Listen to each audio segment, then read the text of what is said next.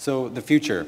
So it's impossible to know the future with certainty, hence it's uncertain, at least given the current state of physics and philosophy. But maybe we can say something about what we don't know about the future.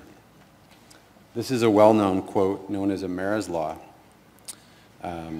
My interpretation of it is that we tend to get very excited about what a new technology can do. We think of all sorts of wonderful things about ways that it can be applied, only some of which will come to pass, maybe not due to system inertia or something. However, in the long run, what we seem to do is underestimate the effects of this same technology, how they affect our lives, or how they affect how we relate to each other. So what does that mean for us here at SG? For this panel session, I was asked to provide a view of the future and provide this view grounded in practice. Perhaps answer the question, what is the future for designers of the built environment, for architects and for the architectural profession? And I don't know. But perhaps what I can do is speculate from what I do know. So, to start from something I do know, this talk is based on some trends that I've recently observed, based on my own experience and the research that I've done for this issue of AD, which looks at computation and the use of computation in practice. In this talk, what I'm going to focus on is technological change, how this is affecting representation, simulation, communication, and how this is therefore causing social change and the changing definition of the architect. So architects are familiar with using abstractions. The definition of architect lies in how we abstract reality, how we create and explore a simplified model of the world, and how we represent and communicate this. The drawing allows the architect to work at a remove from construction, the drawing is ideal, and the maker tries to emulate this. Architects communicate this using orthogonal drawing, plans and sections. And part of this is an error management process, as there's an established method of translation from drawing to building. And this is the method in which most of us have been taught, and that structures the profession, the architecture profession today. So for the most part, architects today are paid for and are legally liable for 2D drawing sets. So enter some new technology. This is the digital. Architects have been using computers and computation since the beginnings of this technology. But how does this introduce change? And how can we understand this change to perhaps gain a glimpse of what the future might be as building designers? Many experiments were done at MIT in the 1960s that formed the basis of the digital tools that we use today. However, as these inventions were translated into commercial software, they lost some of the computational potential that they once had. The technology, which we were very excited about, and while it looked very promising, it did not actually deliver the huge change which we thought it was going to. When it was first introduced, the computer was largely used as a digital drafting board. The early adoption of the computer was largely for the purposes of computerization, and architects worked as they had largely had before. Of course, there's always been some experimental projects that have used computation. But where are we today? I suggest that we are now seeing that computation and digital processes are becoming embedded, at least somewhat, in some practices, and that we can now see the design and construction of a new breed of building that uses the computer as an integral part of the design process. This is Infinity Tower by SOM, recently completed.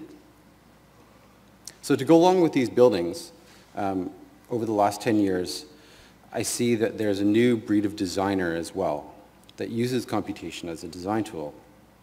Design is done through the manipulation of algorithms and the recreation of their own design environments. What I've found in the projects that I've studied for this AD is that computation is changing the processes of design and construction, the nature of the architecture practice, and the way in which architects design. This is the Smithsonian Institution, a project in which was generated entirely by computer code. It seems that one of the aspects of digitality is variability. and many designers have initially engaged with this aspect, the ability to create variable geometric form. And the exploration of this variation and the creation of new tools has been one of the major themes of smart geometry, especially in the early conferences. However, in practice, then there's the question of how to use two-dimensional drawings to communicate this variation. This is the Museo of Samaya, and you can see some of the 2D drawings that they were trying to use to communicate the variation. The geometry was assisted by working with Gary Technologies.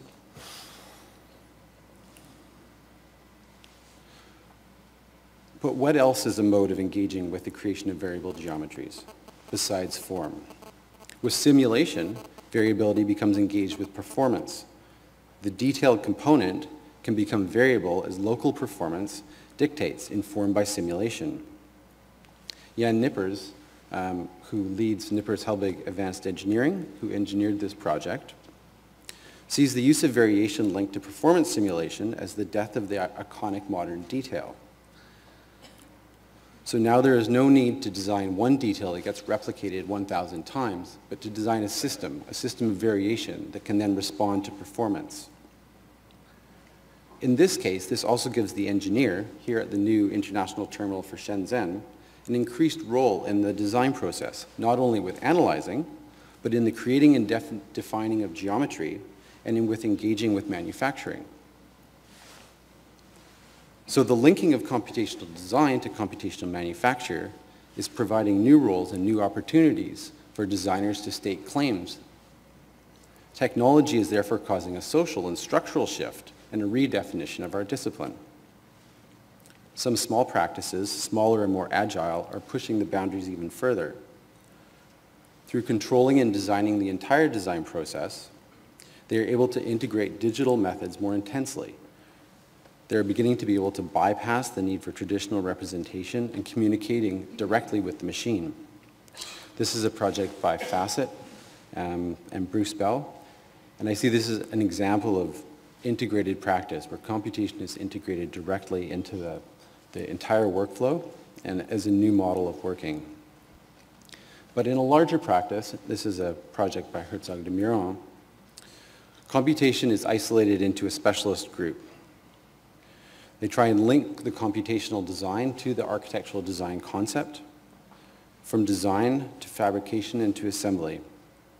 However, they still work largely in a traditional way, and 2D drawings are a necessary part of the process.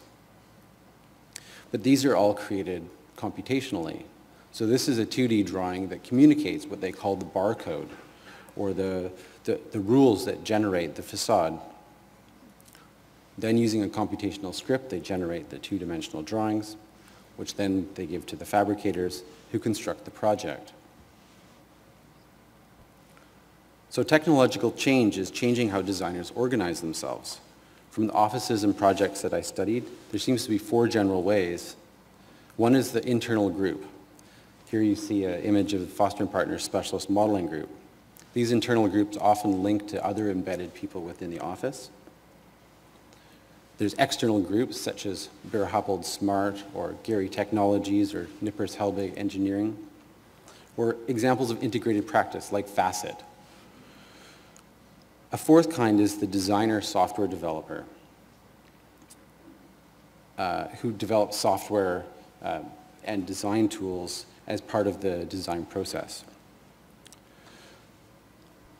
I suggest that because the products of what digital designers do not fit into the current business structure of how architects are paid, there currently exists some confusion as to how to value these designers in practice, even though there's usually no doubt as to their value to the office.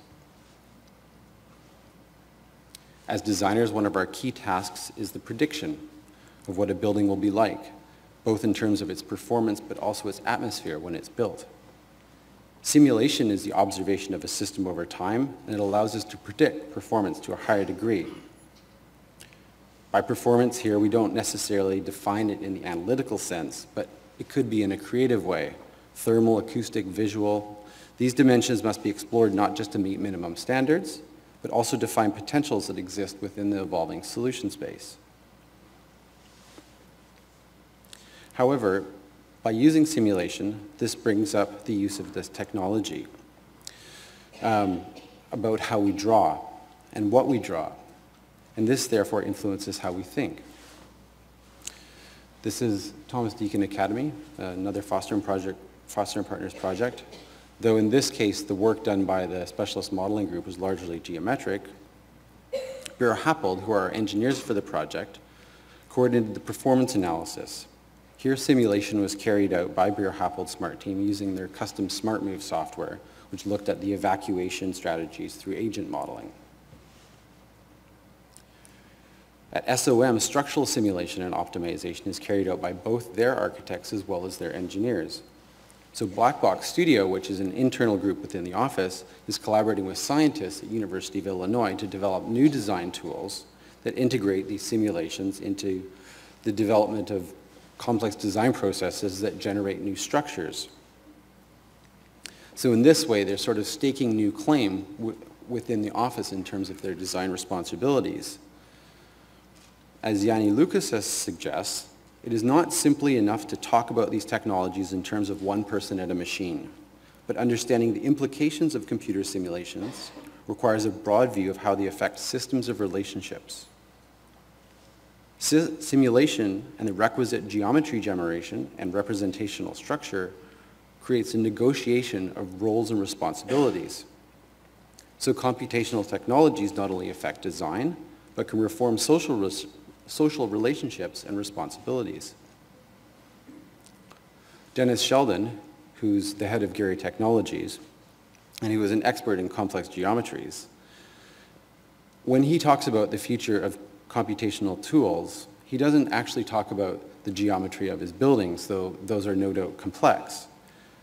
Instead, he suggests that the way that computational tools will be most useful in the future is in the application of organizing networks of people, not of geometry of buildings.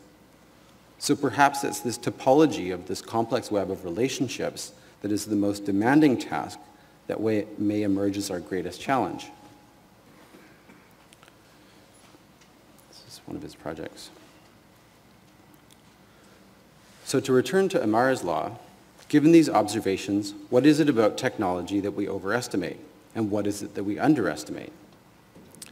Perhaps we overestimate the speed of adoption and the amount of influence that these technologies will have on our designs and processes. And what we underestimate is the effects of these technologies will have on our identity, our responsibility, and on our social structures as architects. Thank you.